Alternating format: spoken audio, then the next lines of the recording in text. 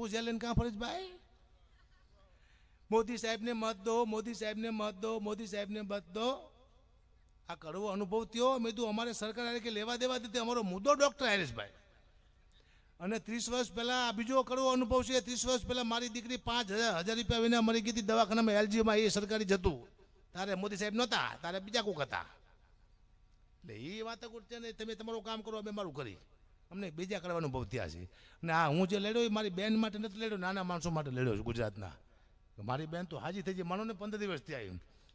મારે શું લેવા ઓછીતું ઓલીને પડવું જોઈએ.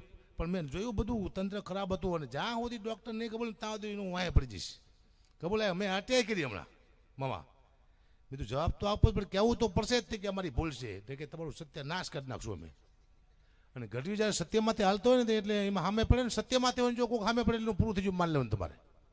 પછી એક ડૉક્ટર સાહેબ મારું ભૂલ કાઢે છે, એ તો મારી હિસાબમાં કે મારી પાસે એમડી છે સાહ કરીને.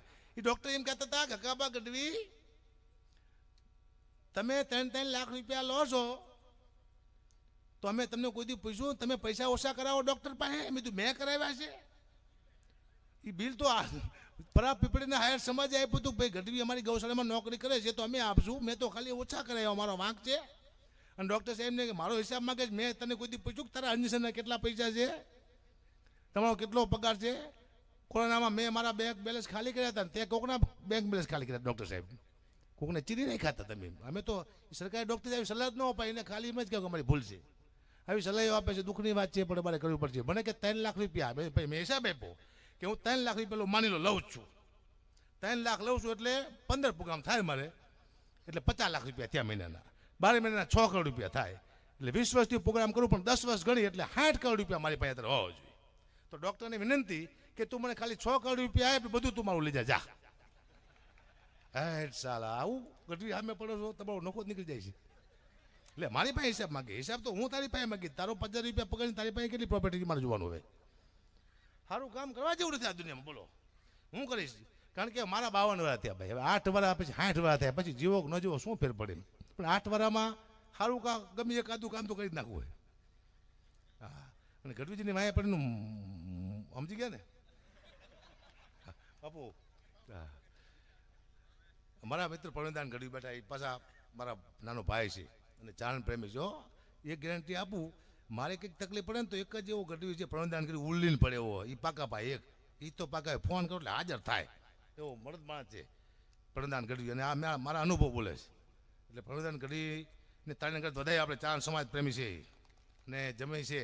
એ સૌથી મોટી વાત છે. પછી અહીંયા રામભાઈની વાત થાય એવું નથી, કારણ કે 1008 છે પણ મગજ એટલે 2008 થઈ જાય. મગજ જાઓ છે રામભાઈ, 2008 દુઃખની વાત છે પણ કરવી પડશે મારે. હું આપણી અદ્ભુત જ્ઞાતિ છે ગઢવી. આપણે શિવ પાસે હતા, આપણે થોડાક આળસુ છીએ, એ પાકા ભાઈ છે. હું તો દાખલો આપું. શિવ તપસ્યા કરવા જાય ને અને આંખ ખુલે શિવની, ત્યાં 10 લાખ વર્ષ થઈ ગયા હોય. આટલી તપસ્યા શિવની હતી. મેં એકવાર તપસ્યા કરવા શિવ ગયા, આંખ ખુલી તો 10 લાખ વર્ષ થઈ ગયેલા. ઘરે આવ્યા તો ગઢવી હોતેલા ખાટલામાં. એટલે શિવે પૂછ્યું કે કોણ હોતું છે? પાર્વતીજી કે આપણો ચારણ. કે ક્યાં ન હોતો હોય? તમે ગયા તાર ન હોય કે 10 લાખ વર્ષથી હોતો સારી કે હા. તો કે ક્યારે ઉઠશે? કે હજી તમે કાંટો માર્યા હોય. કે શિવની તપસ્યા કરતા આપણી ઊંઘ જાજી હતી, આપણે આરામ કરવાની કોમ છે. ટુકડી વાત છે. અને આપણે તમે શું માનો છો? ભગવાને એક દી નક્કી કર્યું, પાર્વતીજીને કીધું શિવે કે જેટલા આપણી પાસે જે સાધનો છે, જે આપણે માણસો છે, કોઈ કામના છે નહીં. પાર્વતીજી કે કોણ કોણ? કે આ કાચબો કઈ કામ કરે છે? બેઠો બેઠો ખાય છે. બીજું આ નાગ ફૂફાડે અમારે જે કંઈ કામમાં નથી આવતો. ત્રીજું આ પોઠિયું આપણે એક જ વાર બેઠા એની માથે, પછી બેઠા જ નથી. કે ચોથું આ ભૂત કે આખા કૈલાસમાં ફરે છે. પાંચમો કે આ ચારણ હું તો શાંતિ. બોલો કોઈ કામના છે જ નહીં. કે આને મારે સજા આપી છે. પેલા કાચબાને મોકલો ડૉક્ટર તને એવું ચીરે છે, હાજો કરે, ચીરો હાજો કરે, આવું કંઈક રિહર્સલ ડૉક્ટર કરે છે કાચબા માટે. ભગવાને કાચબાને શાંતિ ન લેવા દીધી. પછી મોકલો પોઠિયાને, આખા ગામના ખેતર ખેડાવ્યા, એને ભગવાને શાંતિ ન લેવા દીધી. પછી મોકલા નાગને, કરંડિયામાં પુરાણ મૂલી માથે નચાયા મદારીએ, એને શાંતિ ભગવાન ન લેવા દીધી. પછી મોકલા ભૂતને, મરચાના ધોવાડા પણ હાંકરું મારીને એને ભગવાને શાંતિ લેવા દીધી નહીં. છેલ્લે વિદ્યા ગઢવી. શિવ કે હા ગઢવી જાઓ નીચે. ગઢવી કે બાપુજી તમને શું લાગે હું નીચે દુઃખી થઈશ ને બહુ મહેનત કરીશ એવું તમને લાગે? એ નહીં કે કીધું એટલે જવાનું. ત્યારે ગઢવી કીધું હું એકલો ના જાઉં, મારી માને બોલાવો. મારી માં કે તો હું જોઉં. અને આવી અજોની સજોની ઉસાસી ને સાસી ને બેઠી ને જો ભેર ને પઠી પ્રકાશી ને જાગે ને સોવે ને હાલે ને ડોલે ગુપંતી ને ચંતી કરત કિલોલે ભુજાલે વિશાલી જાલે ભવાની કૃપાલ ત્રિકાલ કરાલ દીવાની દાની યપાની છે ને છે માતમ ને તાતમ ને પ્રાસ્ત નહીં વિદ્યાહાન દહાન રૂપાન રેખી ને માયા ને કાયા ને સાય વિશેષી ઉદાસી ની આસી ની વાસી જમંડી સ્વરૂપા વિરૂપા રૂપા જુ ચંડી કમંખાન શંકા શંકા કહાની હરિકાર શબ્દ નિરાકાર બાની આવી ભગવતી પ્રગટ થઈને કીધું જા નીચે બાપ કહે છે તારે જાવું પડશે. તારે ગઢવી કીધું કે એકલો ના જાઉં તું આવી તો હું જોઉં. અને માએ કીધું કે તું નીચે જા હું એક નહીં પણ 9 લક્ષી રૂપ લઈને તારા સમાજમાં આવીશ. તું મને જે રૂપમાં યાદ કે જે રૂપમાં આવીને ઉભી રહીશ. અને આવ્યો અચાણ ક્યાંક 1 ક્યાંક 10 ક્યાંક 7 ક્યાંક 5 ક્યાંક 3 ક્યાંક 2 આવી જગતમાં એવું પ્રગટ થવા બનાવી. અને ગઢવી તમે જો આપણે ગઢવીને ભૂત ન વર્ગે એ ઓળખી જાય સ્ટાફ કરીને પાછું વળી જાય. આપણે સ્ટાફમાં આવી આખલા ને ભૂત ને હેરું ને પોઠિયા ને આપણે ઉપર હતા જેને અરે કોઈ નો ત્યાં ગઢવી રહેતા હતા. જેથી કોમ છે શું વાત કરો બાપુ, અદભુત જ્ઞાતિ છીએ આપણે. એટલે કહું છું ડોક્ટરોને સામાના પડતા. અને હું નહીં મૂકું, મારું ઘર વેચી નાખીશ બધાએ, પણ ડૉક્ટરને હું એકવાર હાથો પડાવીશ કે મારી ભૂલ છે. બહુ દુઃખી કરે, નાની પ્રજા બહુ દુઃખી છે ધીમે ધીમે. પણ હું અહીંથી આભાર માનું છું ન્યૂઝવાળાનો. એક ન્યૂઝ તેથી હાજર થઈ ગયું હતો અને 14 કલાક એક જ ન્યૂઝ આવ્યા હતા. અકાબા ગઢવીના ન્યૂઝવાળાને થેન્ક યુ કહું છું કે મારો અવાજ તમે ગુજરાતી પબ્લિક સુધી પહોંચાડ્યો. આ ન્યૂઝ છે આપણું, કોઈ ચારનો અવાજ તો પહોંચાડ્યો.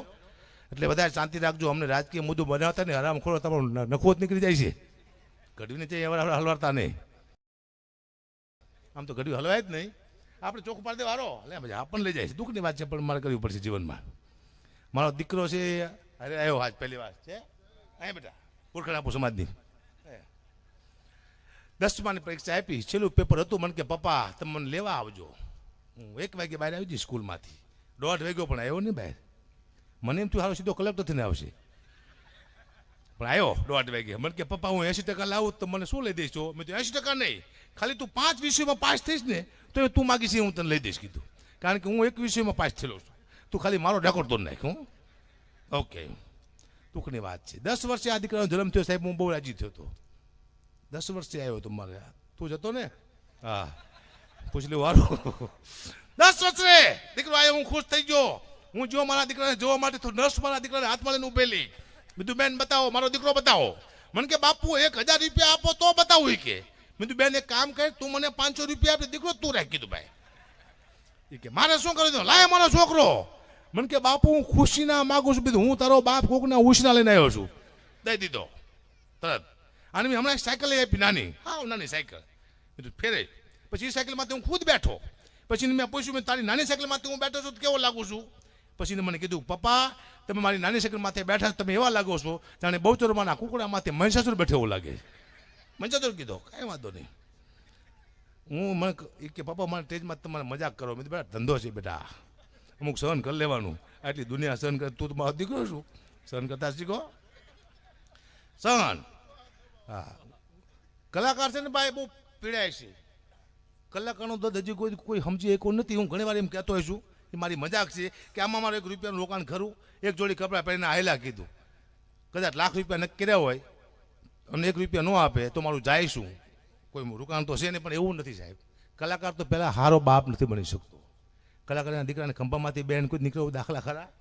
એ દીકરાને ફરવા લઈ નીકળ્યો ખરા દાખલા? સારો બાપ નથી બને તો કલાકાર સારો ભાઈ ને બને તો. યોગેશભાઈ 4 મહિના અગાઉ અમે તારીખ લીધી, અમને ખબર નહીં અમારે બેનના દીકરાના લગ્ન આવવાના છે. અહીંયા ભાણીના લગ્ન અમે કોકને ગીત ગાતા હોય છે. કલાકાર વ્યવહારમાં નથી. બોલો હગાવાલાને અમે જઈ શકતા નથી, અમારે પ્રોગ્રામ લઈ જ લીધા હોય. કલાકાર તહેવારમાં નથી ભાઈ. દિવાળીને હાથે મેઠમ ને અમે હોળી છે ને આ ધૂળેટી છે ને ત્યાં અહીંયા બેઠા અમારે ઘરે ન રહેવું જોઈએ. હાલો તહેવારમાં અમે ઘરે જતા. દુઃખની વાત છે, બહુ દુઃખી છે. અમારો ક્યાંય પણ પ્રોગ્રામ હોય અમે એમ કહીએ કે અમે નહીં આવી શકી. કેમ નહીં આવી શકો? અમારા માસી મરી ગયા છે, નો ચાલે તમારા બાપ બોળ વાગી ગયા છે, આવવું જ પડશે. એટલે મારે જવું જ પડે. અમારા માસી ભલે મરી જાય હોય, જો એમના માસી મરી જાય તો કે ડાયરેક્ટ કેન્સર. કાંઈ કે મારા માસી મરી જાય છે એટલે માસી તો બેના હરખા હોવા જોઈએ. તમારી માસી તમારી માસી રાશિ આવું કેવું? ફૂકરી વાત છે, કરવી પડે. અને સાંભળો અમારી તારીખ કેન્સર થાય હોય, જો અમે તારીખ ક્યાંય લીધી હોય 2 મહિના અગાઉ અને એ કે અમારે આવી તકલીફ થઈ જશે ડાયરેક્ટ કેન્સર, અમારા પૈસા જ્યાં જ તે. અમારું કોઈ ધ્યાન જ નથી આપતું. દીકરું દુઃખની વાત છે. કલાકાર ભયાનક દુઃખી છે, એને કોઈક બચાવો. સંગઠન કરો, કલાકાર દુઃખી છે, બરાબર. અમારી પાસે ત્યાં બેઠા મુખી છે, જઈ ગયા. હા, આમાં બેઠા રામભાઈ પણ બધા સારા સગાવાલા બધા ભેગા કર્યા છે, અદભુત આ જગ્યા છે. અને હું એમાં પ્રગતિ થાય માને પ્રાર્થના કરું કે રામભાઈ હવે 1008 થઈ ગયા છે. બહુ મોટી વાત રામભાઈ, હો આ કૃપા જ કહેવાય, બાકી કશું છે જ નહીં. આ બેઠે બેઠે 1008 થઈ જવું એટલે કૃપા જ કહેવાય. આની મારે તો બહુ તપસ્યા એવું કરવી પડે છે સાહેબ. આપણે આગળના જન્મમાં તપસ્યા કરીને એવું લાગે, આગળની તપસ્યા આપણને કાયમ આવે છે. કોઈ માણસ ભક્તિ કરતો કરતો કોઈ ભક્તિ કરીને ભગવાન પ્રસન્ન થાય એ પાકા પાય છે, પણ અડધી ભક્તિ કરીને મરી જાય તો એનું શું થાય? એ તો મરી ગયો. પણ નહીં, અડધી ભક્તિ કરીને મરી જાય એને બીજા જન્મમાં ભગવાન એવો અદભુત અવતાર આપે છે, બહુ સુખી ખાનદાન, બહુ મોટો માણસ બનાવે છે. એમાં જો થોડી ઘણી ભક્તિ કરી લે ભગવાન નીતિનો બેડો પાર થઈ જાય, પણ કરી શકતો છે નહીં. અડધી ભક્તિવાળાને ફળ આપે છે, એને કોઈ સંત બનાવે છે, કોઈ મોટો માણસ બનાવે છે, એ પૂરી કરી લેવાની મુદ્દો આવે છે. અને આજનો મુદ્દો એ છે કે ઘણા બધા કલાકારો છે, એટલે હું 5 મિનિટ ખાલી બોલીશ, કારણ કે સાધુ સંતોને પણ ઉતાવળ છે અને એટલી મારે ઉતાવળ છે. આ દુનિયામાં હું શું લેવા આવ્યો ને, મને ખબર નથી કે હું દુનિયામાં શું લેવા આવ્યો છું. ડાયરામાં જો પૈસા આવ્યા ઘરે આપ્યા, વળી પાછો ડાયરામાં જો પૈસા આવ્યા ઘરે આપ્યા, વળી પાછો ડાયરામાં જો પૈસા આવ્યા ઘરે આપ્યા. હું તો ઘરે ખાતોય નથી, તો હું ઘરે શું લેવા પૈસા આપું છું? કોઈ મજૂર છું, દાળીઓ છું, એનિમલ છું, હું શું કોણ? હું શું લેવા દુનિયામાં આવ્યો છું? કોકના માટે જ તે મારે કંઈ કરવાનું જ નહીં, મારી કોઈ ઈચ્છા હશે જ નહીં, પણ નથી પૂરી થવા દેતું પરિવાર. ઘણા બધી મારી ઈચ્છા એવું છે. માણસ હરેક માણસ કોકના માટે આવે છે, પોતાના માટે નહીં, બેન માટે, દીકરી માટે, ભાઈ માટે, મા માટે, બાપ માટે. પોતાના માટે માણસ કંઈ કરી શકતો જ નથી, કોકના માટે આવવું પડે છે. એટલે દુઃખની વાત છે. પણ કરે પછી કેમ આમ જો હમણાં હું જોઈ છે કોળી દવાખાને જો ને ડૉક્ટરે મારું અપમાન કર્યું. મને કહે ભાઈ બે જાઓ, વારો આવશે તારે વારો આવશે. મેં કીધું હું કલાકાર છું. તે મને કે દાવડીઓ સમજી ગયા. જોયું ને ત્યાં ઊંઘમાં જોતો ને કે આ કાળો કાળો મેં જો હશું, ચા ચા કે બે જાવ ભાઈ. કે મેં કીધું ભાઈ શું વાત કરો, કલાકાર છું. પણ મારા દીકરો કોઈ વાતે ન માને.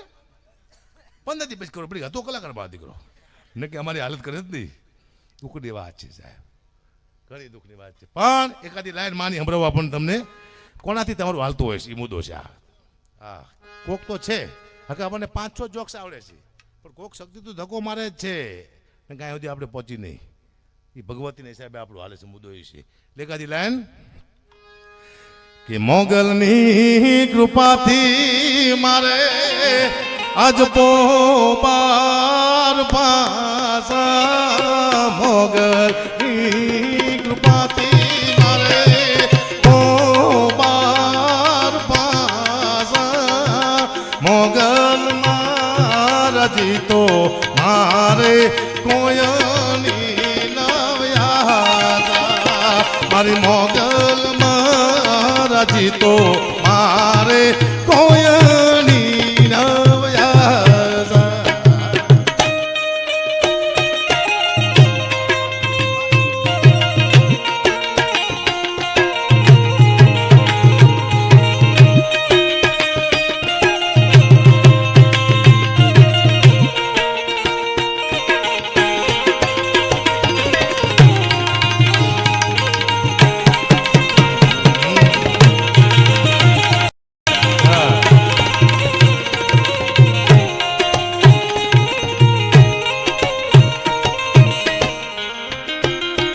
એવી મોગલની કૃપાથી મારા શબ્દ પડતા સાચા, મોગલની દયાથી મારા શબ્દ પડતા સાચા, મોગલની કૃપાથી આજ મને મળી છે મારી મોગલની કૃપાથી આજ મને મળી છે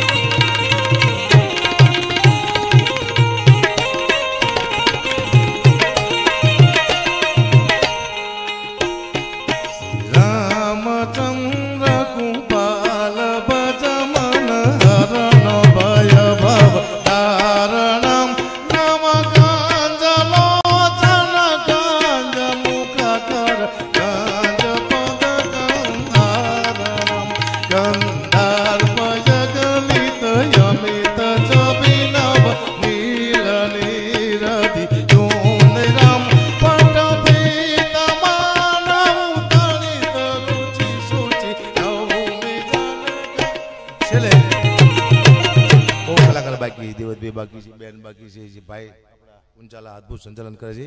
એક લાઈન છે હમણાં દઉં. બાપુને પણ ભયાનક ઉતાવળ છે. બાપુ બે શબ્દો બોલ.